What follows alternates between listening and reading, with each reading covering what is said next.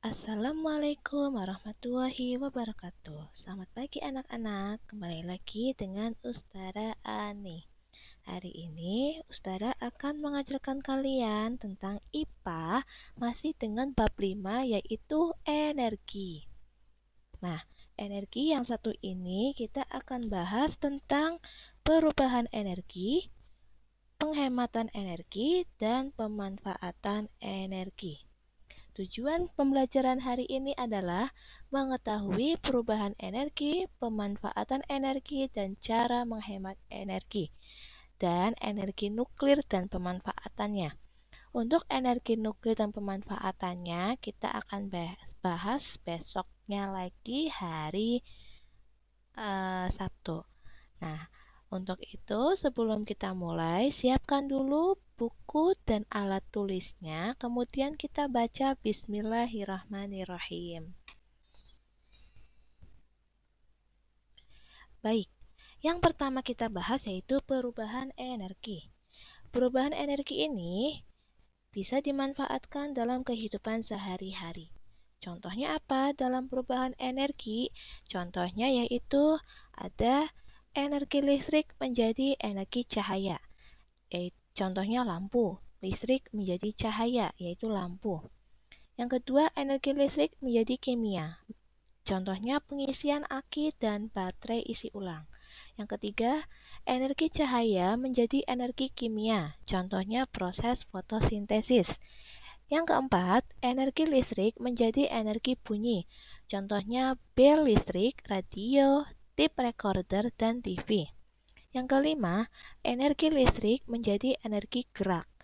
Listrik menjadi gerak, contohnya kipas angin, blender, mixer, dan lain sebagainya. Yang keenam, energi listrik menjadi energi panas. Contohnya setrika listrik, solder listrik, kompor listrik, dan magic jar.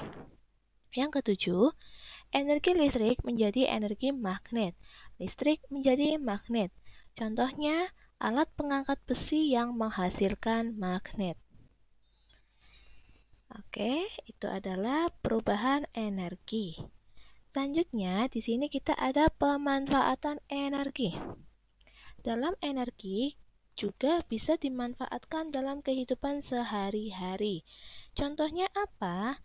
Contohnya, yang pertama, pesawat memanfaatkan tenaga dari putaran baling-baling.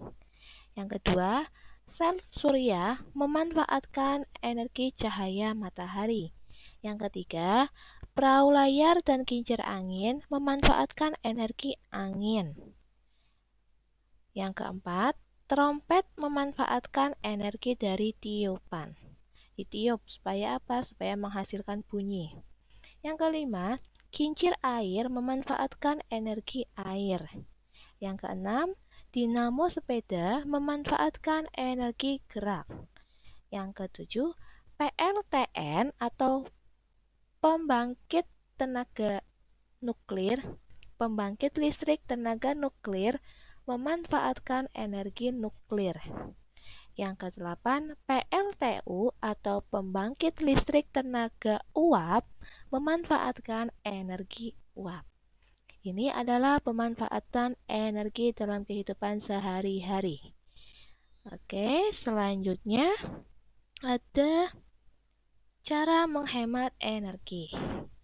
Nah, selain kita memanfaatkan energi, selain ada perubahan energi dari listrik menjadi macam-macam, di sini kita ada cara menghemat energi.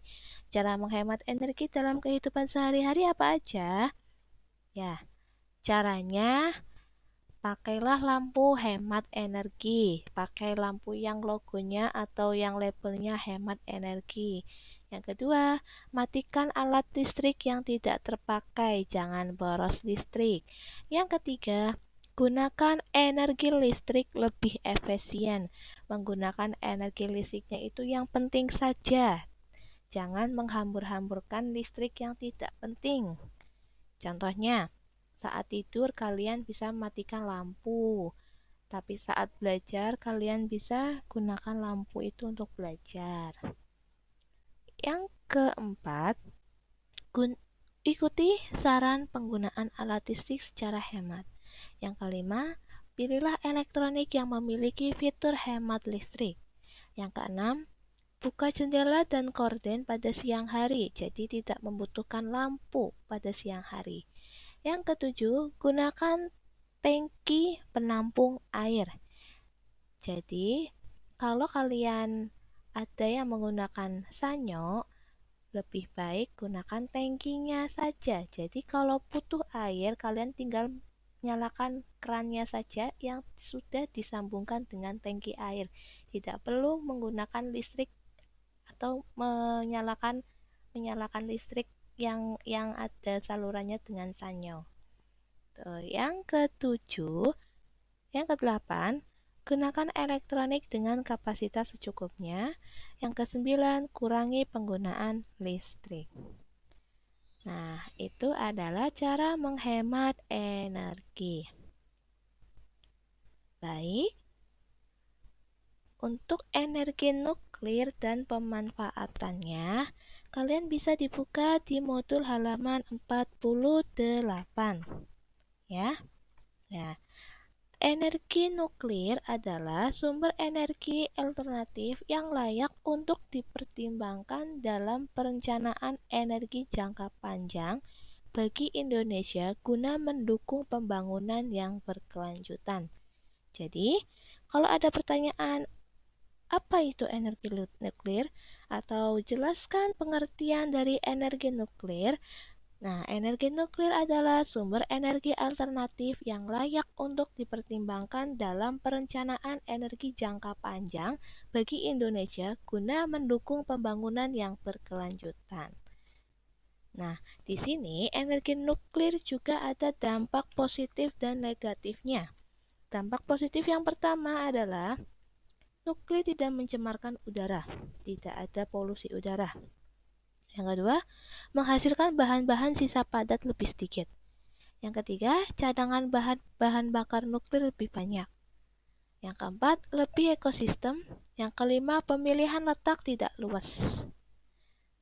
Nah, itu adalah dampak positif energi nuklir. Selanjutnya ada dampak negatif energi nuklir. Ada positif, ada juga negatif, ada keuntungan, ada juga kerugian. Ini adalah kerugiannya, yaitu satu, ledakan menghasilkan radiasi nuklir. Jadi kalau sekali ada api meledak, radiasinya tuh lebih banyak. Yang kedua, biaya PLTN lebih besar dan membutuhkan waktu yang lebih lama. Biayanya mahal.